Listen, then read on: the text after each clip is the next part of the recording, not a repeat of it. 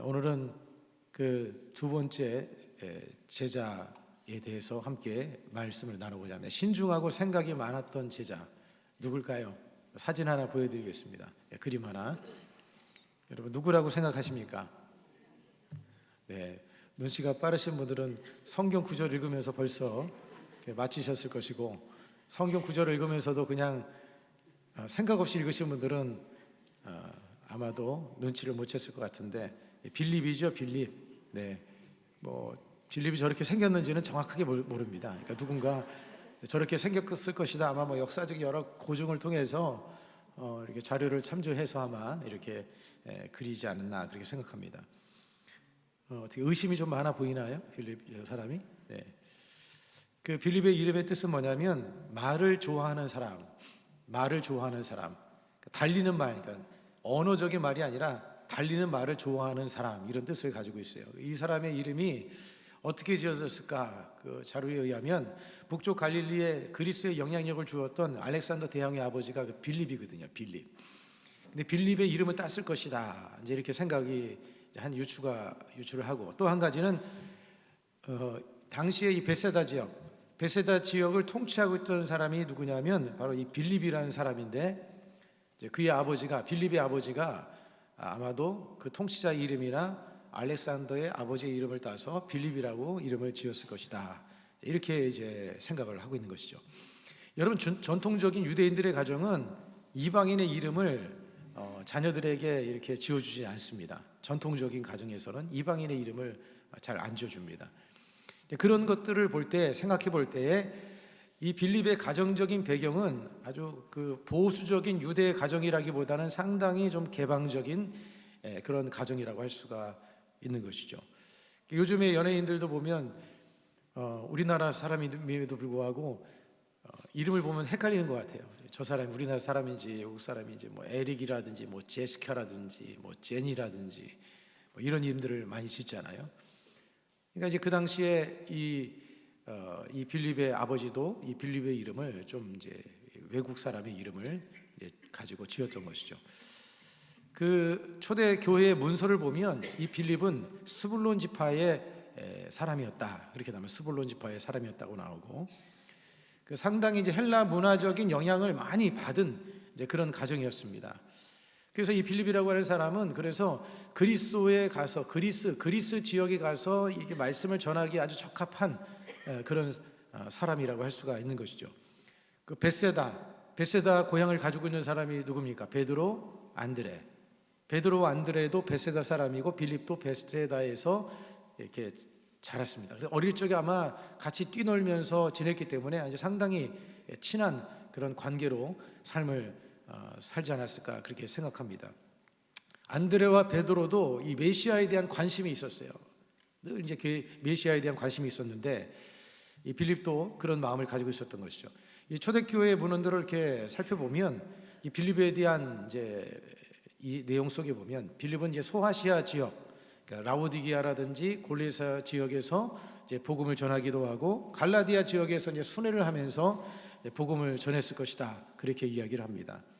이제 갈라디아 사람들이 프랑스의 고올이라고 하는 지역에서 이주해서 살았는데, 그 지역에 가서도 이제 빌립이 가서 복음을 전했다고 그렇게 합니다.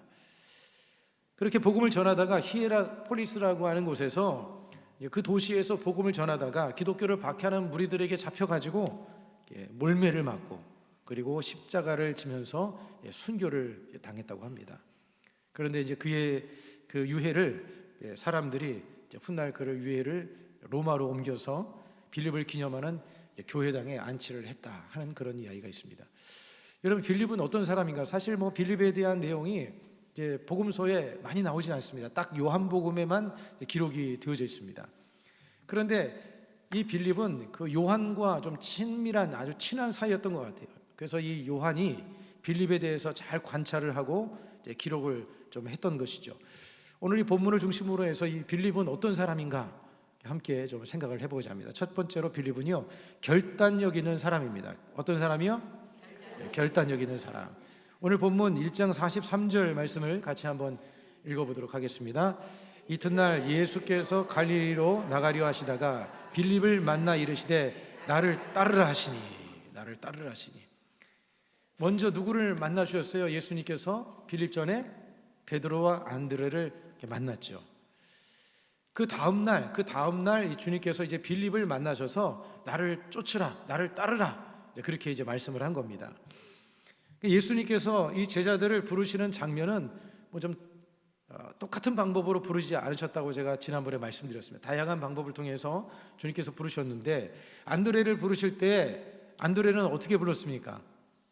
예수님을 찾아온 이 안드레가 예수님을 찾아가서 예수님께서 이제 찾아온 안드레에게 무엇을 원하느냐, 무엇을 구하느냐, 이렇게 질문을 하죠.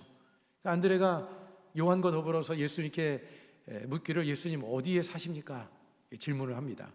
예수님께서 함께 그 집으로 들어가셔서 대화를 나누시고 아주 친밀하게 대화를 나누는 가운데에서 그렇게 자연스럽게 이제 제자로 이제 나아가게 되는 것이 바로 이 안드레의 이제 제자로서 나아가는 그런 과정이었어요. 여러분, 베드로는 어떻게 하냐면, 베드로는 좀 특이합니다. 왜냐하면 예수님께서 베드로를 만나자마자 이름을 바꿔줬어요. 여러분, 베드로의 이름이 원래 뭐예요? 네, 시몬입니다. 시몬.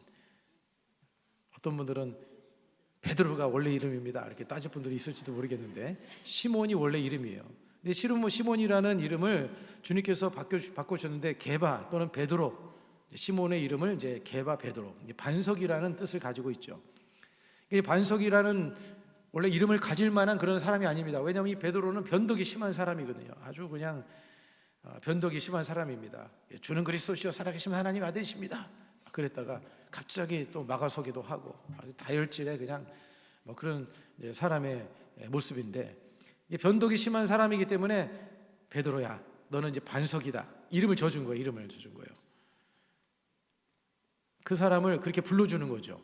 그 사람을 하여금 그렇게 살라고 불러주는 거예요. 예수님께서 베드로를 이제 시몬을 베드로라고 이렇게 이름을 지어준 겁니다. 예수님을 믿고 난 다음에 이름을 개명하는 분들이 간혹 있습니다. 저도 신학교 때 제가 그분의 이름이 본래 이름은 잘 모르겠는데 이름을 바울이라고 바꾸신 분도 계시고, 어떤 분은 다윗이라고 바꾸기도 하고, 저희 어머님도 이름을 바꿨어요. 제가 한번 얘기했죠? 다 잊어버리셨구나. 우리 어머님이 제가 이 이름을 얘기하면 또 깜짝 놀랄지도 몰라요. 왜냐하면 좀 이름이 좀 그렇게 좋지 않아요. 죽자였습니다. 죽자. 대나무 죽자에다가 아들 자자, 죽자. 어떻게 그런 이름을 지으셨는지 참. 근데 예수님을 믿고 나서 이제 교회를 이제 나오시고 나셔서는 이제 성자로 이름을 바꿔요. 성자. 성자 이거 너무 거룩한데요. 이거 아주 예수님이 들으시면은 이거 상당히 좀 이렇게 그럴 것 같아요. 성자로 이름을 개명을 하셨죠. 저도 사실 이름을 바꾸고 싶었어요. 주석이라는 이름이 뭐 이렇게 뭐 김일석 주석 동지 뭐 이렇게 할 수도 있는 거고, 그죠? 뭐 그럴 수도 있는 거고, 뭐 공업 시간에 주석이 나오기도 하고. 전에도 한번 말씀 나누겠지만 제가 주인 주자에다 돌석이거든요. 그러니까 애들이 한문을 알기 시작하면서 주인은 돌이다, 주인은 돌이다, 막 그렇게 놀리기 시작했어요. 교회 왔더니 교회에서는 막 그냥 목사님들하고 동기들이 그러는 거, 주석 성경, 성경을 다 알겠구나. 그래서 주석 성경 막 그렇게 얘기하기도 하는 거예요. 그래서 이름을 이거 참 이게 맨날 뉴스에서 뭐 주석이 어쩌고 저쩌고, 뭐 김정은이 어쩌고 막 이렇게, 옛날에 김정은이었나. 그래서 이름을 좀 바꿔야겠다 이렇게 생각했는데, 나중에 이제 기도하는데 하나님께서 저에게 딱 계시를 주셨어요. 계시라고 그러니까 그렇게 좀 이상하게 보지 마시고 깨달음을 주셨어요. 뭐냐면 주인 주자에다가 돌석이니까 주인 대신 모퉁이 돌 대신 주님이 나와 함께하고 계신다. 해석이 좋죠? 네. 그래서 그렇게 이름을 그냥 쓰기로 그렇게 마음을 먹었습니다. 어쨌든 이제 예수님께서 이 베드로의 이름을 딱 주님께서 시몬이라는 이름을 이제 베드로로 이렇게 바꿔주시고, 그리고 빌립은 오늘 본문에 보니까 아주 단도직입적입니다. 빌립은 나를 따르라, 나를 쫓으라, 아주 상당히 아주 이렇게 명령적이시고 단도직입적으로 이렇게 부르십니다. 그런데 이 빌립의 이 부르심 앞에 빌립은 어떻게 했습니까? 망설임 없이 주님을 쫓아나가는 아주 결단력 있는 그런 믿음을 가지고 있었어요. 여러분, 우리는 이런 결단력 있는 믿음을 가져야 되는 거예요.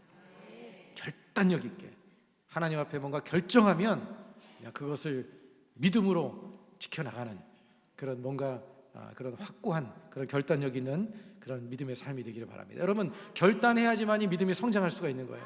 결단해야지만이 여러분 우리가 순종을 행함을 통해서 하나님의 역사를 경험할 수가 있게 되어지는 것입니다. 그러니까 하나님께서 여러분을 부르실 때, 하나님께서 여러분에게 뭘 하라고 말씀하실 때 여러분들이 우물쭈물하지 마시고 아멘, 아멘, 아멘 훈련하는 겁니다. 아멘, 아멘, 아멘하고 결단하고 나갈 수 있는 그런 믿음의 삶이 되기를 바랍니다. 그냥 뭐 이렇게 말씀하면 그냥 뭐가 어떻고요, 뭐가 어떻고요, 뭐가 어떻고, 예, 알겠습니다. 주님 앞에 믿음으로 아멘, 아멘 하고 나가면 여러분 하나님께서 그 인생을 책임져 주시고 주님께서 좋은 곳으로 만족하게 하는 역사를 베풀어 주실 줄로 믿습니다. 여러분, 알기는 잘 알아도 실천하지 못하면 축복을 누릴 수가 없는 거예요. 미국에 이 킴슨이라고 하는 아주 재벌이 있었는데 이 사람에게 어떤 가난한 사람이 찾아와서 당신의 성공 비결이 뭐냐, 도대체 당신이 어떻게 해서 이렇게 성공할 수가 있었냐, 이렇게 부자가 될 수 있었냐 질문을 했습니다. 그때 이 사람이 대답하기를, 나도 어릴 적에는 아주 가난한 집에서 살았는데 근데 내 삶에 있어서 4가지 수칙을 나는 꼭 지켰다. 4가지 수칙을 정해놓고 꼭 지켰다는 거예요. 그 4가지 수칙 중에 하나가 뭐냐면, 첫째는 주일 성수하는 거. 주일 성수만큼은 그냥 물러서지 않았다는 거예요. 무슨 일이 있어도 주일 성수하고. 그 다음에 2번째는 시간을 낭비하지 않고, 그냥 쓸데없이 시간을 허비하지 않는, 낭비하지 않고. 그 다음에 3번째는 술을 마시지 않는 것. 왜냐하면 사람이 술을 마시다 보면 실수를 하게 되어 있거든요. 일을 이루고다가도 한순간에 무너지기도 하니까 술을 마시지 않는 거예요. 4번째는 뭐였냐면 11조를 철저히 내는 그런 삶을 살았다는 거예요. 그렇게 이야기를 해주니까 그 사람이 자신도 이 킴슨과 같이 살아야 되겠다 결심을 하고 10년 동안 그렇게 살았다는 거예요. 그런데 그렇게 10년을 살고 난 다음에 그 사람도 킴슨 못지않게 큰 부자가 됐다고 합니다. 여러분, 결단하고 실천하면 역사가 일어나는 거예요. 여러분, 결단하시기 바랍니다. 여러분들이 기도하기로 결단하시고 예배를 포기하지 않기로 결단하고. 여러분, 우리가 이 세상 사는 거 아무리 많이 가져도 여러분 다 가질 수 없고요, 다 가져도 여러분 다 먹을 수도 없고 다 쓸 수도 없어요. 네. 잠을 잡아야 딱 한 평에 누워서 자는 거예요. 돈이 아무리 많아도 여러분 10끼 먹는 사람이 있으면 손 들어보세요. 목사님 나 조금씩 많이 먹는데, 이렇게 그런 분들이 있을 수 있겠지만 아무리 먹어봐야 여러분 2끼 3끼예요.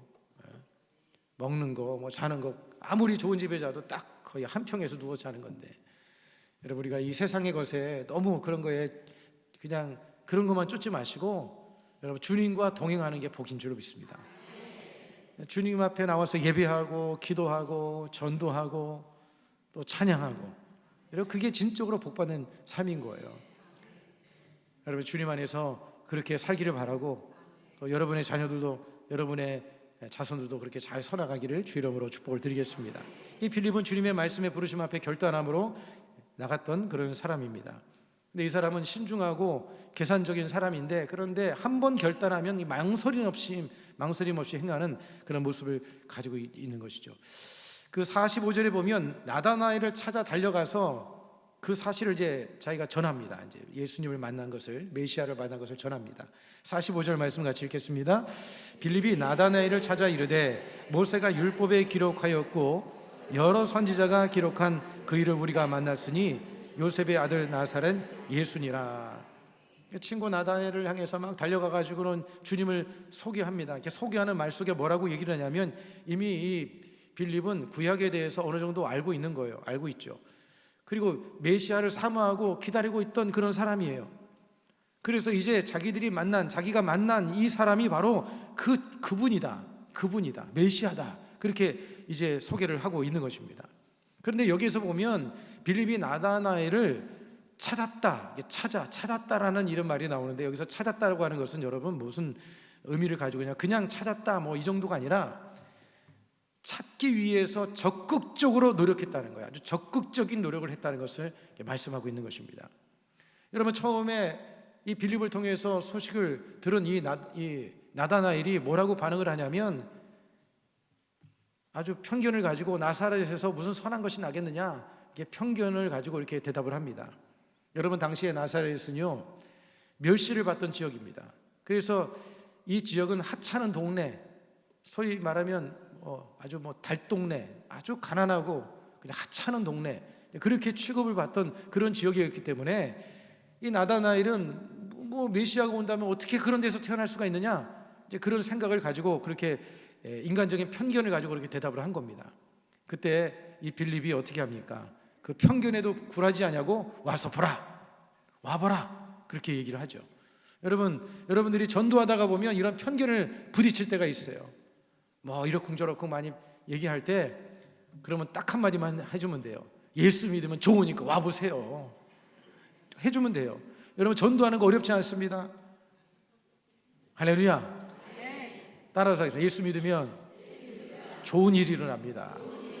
그냥 그 한마디만 해주면 되는 거예요. 그리고 우리 교회 한번 가봅시다, 그렇게 하면 되는 거예요. 일일이 다 복음을 못 전해도 그냥 그렇게 하시면 돼요. 참 쉽죠. 너무 쉽습니다. 전에도 제가 가르쳐드렸잖아요. 예수 믿으면 좋은 일이 일어납니다. 예수 믿으면 가정이 복받습니다. 예수 믿으면 치료받습니다. 그러니까 예수 믿으면 딱 붙이고 거기다가 치료받습니다, 복받습니다, 좋은 일이 일어납니다, 이렇게 하면 되는 거예요. 우리 옆 사람하고 한번 연습하세요. 자 1분 시간 드릴 테니까 빨리 뭐 하십니까? 네, 연습하세요. 예수 믿으면 좋은 일이 일어납니다, 복받습니다, 잘 됩니다. 네. 사탕 하나 주고 떡 하나 갖다 주고 음료수 하나 갖다 주고, 예수 믿으면 좋은 일이 일어나요. 예수 믿으면 치료받습니다. 예수 믿으면 가정에 삽니다. 자녀들이 복받아요. 한마디 해주고 착 툭툭툭 던져주는 거예요. 그리고 때가 되면 딱 이제 마음의 문이 열려지면 그때 이제 나오게 되는 것이니까, 여러분, 그렇게 빌립 전도 방법이 그거예요. 와보라, 와서 보라, 이런 방법을 통해서 여러분들이 전도해서 이번 돌아오는 주일날, 추수감사절날 우리 3명 이상의 영혼을 품고 한 사람 이상 데려오자 했죠. 네, 여러분들이 이제 다 데려오면 우리 교회가 꽉 찰 것 같아서 좀 걱정이 되긴 해요. 너무 꽉 차버리면 어떡할까 하는 이런 걱정이 되는데, 이런 걱정 좀 해봤으면 좋겠습니다. 할렐루야. 여러분, 예수님께서 제자를 부르시는 기준이 뭐냐면, 그것은 자신이 믿는 것을 남에게 전할 수 있는 사람을 주님이 찾으시는 거예요. 단순하게 주님을 자기가 믿는 것, 자기가 만난 주님을 단순하게 전하는 그런 사람을 주님께서 찾고 계시는데, 여러분들이 항상 범사에 여러분 복음을 전하는 그런 삶을 살기로 결단하기를 축복합니다. 그 다음에 두 번째로 이 빌립이라는 사람은 계산이 빠른 이성주의적인 사람입니다. 아주 계산이 빨라요. 아주 딱 하면 계산이 탁탁탁 나오는 그런 사람, 이성적인 그런 사람입니다. 오늘 요한복음 6장 4절 5절 말씀 우리 같이 한번 읽어보겠습니다. 거기에 보면 이제 오병이어의 기적이 나오는데, 6장 4절 5절입니다. 같이 읽겠습니다. 마침 유대인의 명절인 유월절이 가까운지라 예수께서 눈을 들어 큰 무리가 자기에게 오는 것을 보시고 빌립에게 이르시되 우리가 어디서 떡을 사서 이 사람들을 먹이겠느냐 하시니, 이제 수많은 무리가 이제 장정만 5,000명, 2만 명에 가까운 남녀노소가 다 이제 빈들에 왔는데, 예수님께서 이제 그냥 돌려보내기가 안쓰러워서 혹시라도 쓰러질까 싶어서 이제 제자들에게 어떻게 하면 좋겠느냐, 이제 빌립한테 물으면, 빌립한테 왜 많은 사람 중에서 다 제껴놓고 빌립에게 물어봤을까요? 빌립을 한번 테스트해 보는 거예요. 근데 빌립이 대답하기를 7절에 보면 이렇게 대답을 이제 합니다. 빌립이 대답하되 각 사람으로 조금씩 받게 할지라도 200데나리온의 떡이 부족하리이다. 계산이 금방 나와버렸어요. 어떻게 하면 좋겠느냐 그랬더니 머리가 얼마나 비상한지만 차차차 컴퓨터처럼 돌아가는 거예요. 여기 있는 사람이 한 5,000명 정도 되겠구나 딱 하고 계산 탁탁탁 해가지고, 주님, 이 사람들이 다 먹으려면 200데나리온의 돈도 부족합니다. 돈이 있어도 지금은 주님, 여기는 공장도 없고 시장도 없어서 아무도 먹을 수가 없습니다. 안 됩니다. 딱 그렇게 이야기를 하는 거예요. 아주 계산이 빠른 그런 사람이 바로 빌립이었다고 하는 것이죠. 이성주의적인 사람, 그리고 현실주의적인 사람, 실용주의적인 사람, 그것이 바로 빌립의 모습인 것이죠. 여러분, 물론 때로는 우리가 계산도 필요합니다. 계산도 필요해요. 계산해야 돼요. 그리고 이성적으로 생각하고 또 행동해야 될 때도 필요하죠. 그러나 여러분, 우리에게 필요한 것은 이성을 초월하는 믿음인 줄로 믿습니다. 이성을 초월하는 믿음. 왜냐하면 하나님의 역사는요, 이성을 초월해서 역사할 때가 많기 때문에 그런 거예요.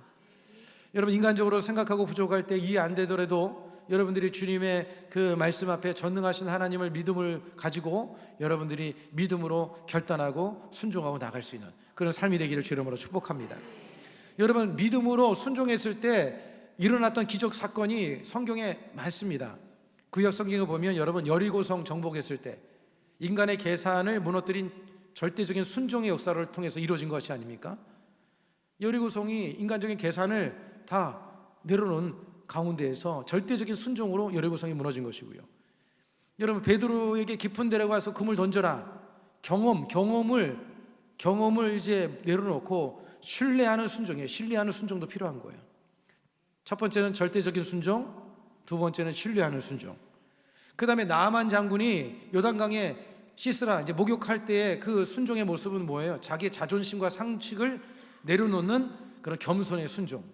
이 겸손의 순종도 있어야 되는 것이고, 사르밧 과부에게 기름병 통과 그 다음에 기름, 이 사건을 통해서 그 가정의 기름이 마르지 않도록 하는 기적의 사건을 통해서 인간의 한계를 초월하는 나눔의 순종, 이런 하나님의 이런 순종의 역사를 우리는 볼 수가 있죠. 또 한 가지는 여러분, 가나 혼인잔치 가운데 여러분, 왜라는 질문을 하지 않습니다.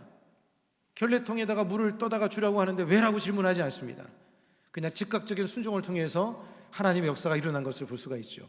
여러분, 하나님의 역사는 이런 믿음의 역사인 줄로 믿습니다. 여러분들의 이성과 또 여러 가지 계산들을 우리가 때로는 필요하기도 하지만 여러분, 주님에 대한 믿음을 가지고 또 담대하게 결단하며 나가야 될 때가 있기도 한 것이죠. 이런 믿음으로 살아가는 저와 여러분이 되기를 축복합니다. 그 다음에 세 번째로 빌립은요, 매우 신중했던 사람입니다. 아주 신중한 사람이에요. 우리 성도들 중에도 보면 그 신중한 사람들이 있지 않습니까? 뭐 이렇게 아주 너무 신중하면 또 문제가 되기도 하지만 신중함이라는 건 좀 필요한 것 같아요. 요한복음 12장 20절로 21절의 말씀에 보면 이런 내용이 나옵니다. 우리 같이 한번 읽어보겠습니다. 시작. 12장 20절로 21절 같이 읽겠습니다.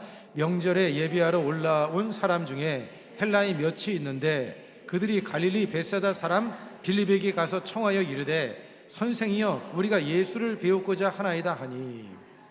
네, 여기서 보면 그 이방인들, 헬라 사람들이 이제 빌립을 먼저 찾아왔어요. 예수님을 만나게 해달라고 빌립을 찾아온 겁니다. 근데 왜 여러분 빌립을 찾아왔을까요? 앞서서 설명했던 것처럼 빌립은 유대 사람이었지만 헬라적인 배경을 가지고 있었습니다. 왜냐하면 이름 자체가 유대적인 이름이 아니잖아요. 빌립, 헬라적인 이름을 가지고 있었기 때문에. 그래서 이방인들이 이 빌립하고는 말이 통하고 뭔가 마음이 통할 것이다 생각해서 빌립한테 찾아간 거예요. 저 사람이 뭐 우리나라 사람하고 똑같은 그 이름을 가지고 있네. 그래서 이제 뭔가 개방적이고 이러니까 이제 빌립을 먼저 찾아간 건데, 그런데 빌립이 어떻게 행동을 취하냐면 이 빌립이 이 헬라 사람들을 예수님께로 직접 데려가지 않고 어떻게 하냐면 안드레에게 찾아가서 안드레에게 먼저 의논합니다. 안드레에게 의논을 합니다. 그리고는 자기가 데려간 것이 아니라 누가 데려가요? 안드레와 함께 예수님께 그 이방 사람들을 데려가는 것을 볼 수가 있어요. 여러분, 이러한 모습을 볼 때 이 빌립이라고 하는 사람은 아주 매우 신중한 그런 사람이라는 것을 볼 수가 있습니다. 주님께서 앞서서 쫓으라고 했을 때 이렇게 신중한 사람이 어떻게 한 번에 결단하고 나갔는지는 참 좀 신기한 일이죠. 어찌됐든 이 빌립은 뭔가 그래도 결단이 서면 확실하게 행하는 사람이기도 하지만 또 한편에 있어서는 아주 신중한 그런 사람의 모습이라고 할 수가 있습니다. 여러분, 우리가 신앙생활을 하는 데 있어서 때로는 이런 신중함이 필요한 거예요. 말을 하는 데 있어서 신중하게 해야 돼요. 행동할 때도 신중하게 행동을 해야 되는 거예요. 입이 열렸다고 해서 그냥 아무렇게나 말을 하면 안 되는 거예요. 할렐루야. 우리 교회 표가 있죠? 자나깨나 입 조심, 다친 입도 다시 보자.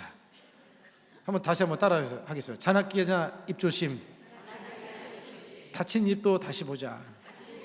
항상 우리는 우리 수목원 엘린교회의 이 표예요, 표.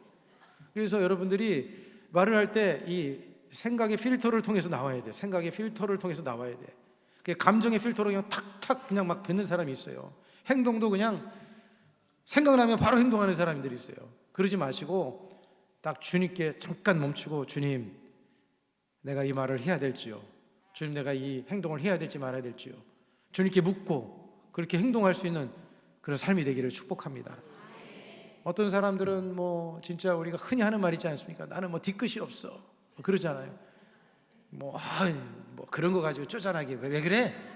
뭐 그러면서 뭐 뒤끝이 아니라 앞끝이 있어도 다 죽어요. 다 죽어. 앞끝 때문에 다 죽어. 앞끝 때문에. 죽는 사람이 다 앞끝에 죽지 누가 뒷끝에 죽습니까? 앞끝에 다 죽는 거야. 앞끝에. 그래 놓고 자기는 상처 안 받는다고, 나는 뭐 괜찮다고 뭐 그러고. 아유 진짜 그런 분들이 계셔요. 계속. 그래서 항상 여러분, 우리가 다른 사람에게 상처가 될지, 이것이 혹시 어려움이 되지 않을지, 이 행동이 참 문제가 되지 않을지 항상 좀 생각을 하고 기도하고 여러분들이 행할 수 있는 그런 신중함이 우리에게 정말 필요한 것입니다. 할렐루야. 그 다음에 네 번째로, 여러분, 이 빌립은 어떤 사람이었느냐? 빌립은 의심이 많고 철저한 성격을 소화한 사람입니다. 의심이 많고 성격이 아주 철저한 그런 성격을 가지고 있었어요. 그 요한복음 14장 8절에 보면 빌립이 예수님께 이렇게 이제 말씀을 하는 내용이 나옵니다. 우리 같이 한번 읽어보겠습니다. 빌립이 이르되 주여 아버지를 우리에게 보여 주옵소서, 그리하면 족하겠나이다. 주님의 말씀에 그냥 이 아버지를 보여달라고 간청합니다. 예수님, 아버지를 한번 보여주십시오. 아버지를 우리에게 한번 보여주십시오. 그러니까 이 빌립의 성격은 뭔가 확실하게 확인하고 가려고 하는 그런 성격을 가지고 있는, 아주 이 의심이 많고 의심도 많고 또 철저하게 확인하고 가려고 하는, 돌다리도 한 번만 두들기면 되는데 3번, 4번, 막 10번 두들기는 사람이야. 한두 번은 우리가 두들길 필요성이 있죠. 그런데 또 두들겨보고 너무 지나칠 정도로 이렇게 아주 이렇게 철저한 그런 사람의 모습이라고 할 수가 있습니다. 그런 분들 계시잖아요. 주보 이렇게 딱 보면은 주보 오타 잘 찾아내시는 분들. 주보 오타는 그렇게, 난 아무리 봐도 안 보이는데 그냥 딱 찾아가지고 이거 바꿔야 됩니다, 이렇게 그러신 분들. 근데 그분들이 나쁘다는 게 아니에요. 왜냐, 그런 분들이 필요해요. 왜냐, 그래야 수정이 되니까. 저같이 이렇게 좀 허당기가 많은 사람들은 이렇게 잘 놓치는데, 그런 분들은 그냥 딱 찾아서 이걸 딱 수정을 해주니까, 그러니까 문제가 해결이 되는 거잖아요. 좀 때로는 필요한 게 있어요. 근데 이제 그런 것들을 앞에다 사람들 많은 데다 대놓고 하면 안 되는 거예요. 뭔 말인지 알죠? 막 여러 사람 앞에 이렇게 하는 건 안 좋은 거예요. 그거는 이제 이게 뭐가 되냐면 이제 상당히 충동을 일으키는 거고, 그리고 또 없는 데서 자기네들끼리 모여서 하는 것도 안 좋아. 그걸 가리켜서 뭐라 그래요? 우리가 전문 용어로 뒷담화라고 그래요. 뒷담화. 뒤에서 막 하는 거 뒷담화가 되는 거고, 많은 사람 앞에서 막 이렇게 막 하는 건 더 선동하는 거고, 이게 둘 다 별로 좋지가 않아요.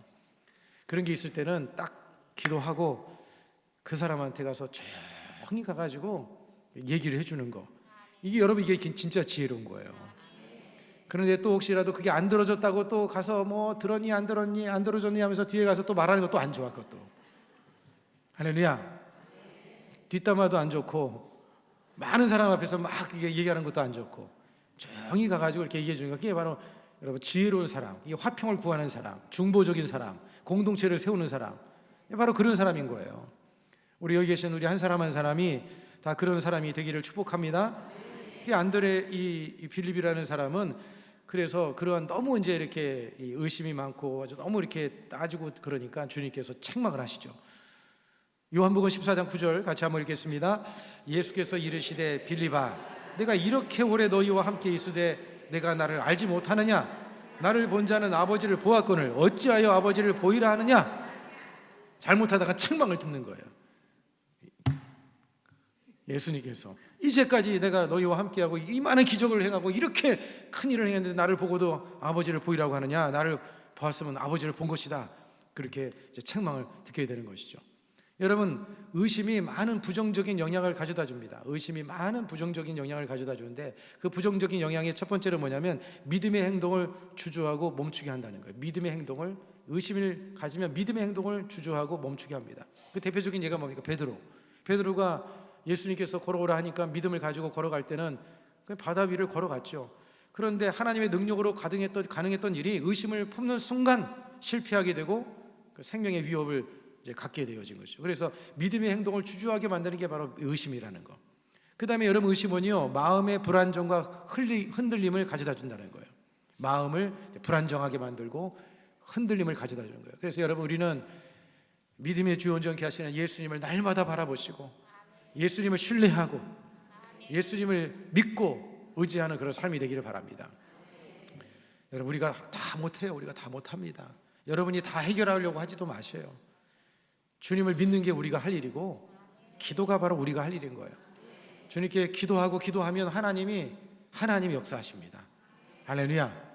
그래서 의심은 마음의 불안정과 이렇게 흔들리게 하고 두려움과 근심을 증폭시킵니다. 두려움을 막 커지게 만들고 근심을 증폭시켜요. 우리가 여러분, 마음이 두려움이 있고 근심이 될 때 우리는 기도로 주님 앞에 맡기면 됩니다. 할렐루야. 그 다음에 의심은 하나님을 기쁘시게 할 수 없어요. 의심은 하나님을 기쁘시게 할 수 없습니다. 히브리서 11장 6절의 말씀은 이렇게 말씀하죠. 같이 읽겠습니다. 믿음이 없이는 하나님을 기쁘시게 하지 못하나니 하나님께 나아가는 자는 반드시 그가 계신 것과 또한 그가 자기를 찾는 자들에게 상 주시는 이심을 믿어야 할지니라. 믿음이 없이는 하나님을 기쁘시게 하지 못하느니 하나님께 나아가는 자는 반드시 그가 계신 것과 또한 그가 자기를 찾는 자들에게 상 주시는 이심을 믿어야 할지니라. 믿음이 없이는 기쁘시게 하지 못한다. 믿음을 통해서 여러분, 우리가 하나님의 역사를 경험할 수가 있는 것입니다. 주님 안에서 여러분들이 믿음으로 살아가는 저와 여러분이 되기를 바랍니다. 그러나 우리가 늘 경계하고 늘 신중해야 되는 것은 뭐냐면 이단에 대해서 항상 우리가 경계하고 신중하게 우리가 행동을 해야 되는 거예요. 그래서 우리 교회에서는 1년에 그래도 매년에 한두 번씩은 이단 세미나를 하는 게 항상 이렇게 우리 백신을 맞는 거예요. 딱 주의하고 이단에 대해서는 항상 경계를 해야 돼요. 여러분, 마태복음 10장 16절은 예수님께서 이렇게 말씀하십니다. 너희는 뱀같이 지혜롭고 비둘기같이 순결하라. 이단에 대해서 주의하신 말씀이 있죠. 베드로후서 2장 1절로 3절 우리 같이 한번 읽겠습니다. 그러나 백성 가운데 또한 거짓 선자들이 일어났나니 이와 같이 너희 중에도 거짓 선생들이 있으리라. 그들은 멸망하게 할 이단을 가만히 끌어들여 자기들을 사신 줄을 부인하고 임박한 멸망을 스스로 취하는 자들이라.